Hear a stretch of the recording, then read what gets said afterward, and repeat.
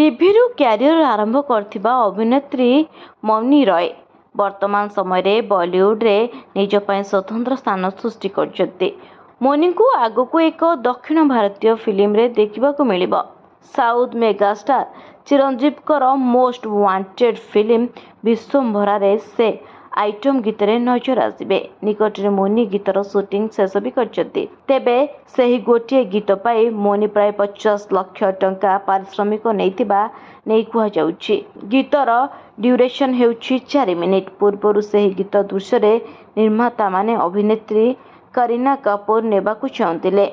करीना सहित सेमाने जोगाजोग मध्यम करथिले, किंतु करीना एथिपाई जे मोटा अंकर पारिश्रमिक डिमांड करथिले हेले ताहा निर्माता माननकु सुहाई नथिला। एहा पर सेमाने मौनी को नेबाकु चिंता करथिले। वार फ्रंट कथा कहिबाकु गले मौनी को ए फिल्म व्यतीत हे जवान तो इश्क हो ना हो रे देखिबाकु मिलिबो। ब्यूरो रिपोर्ट, न्यूज दुनिया।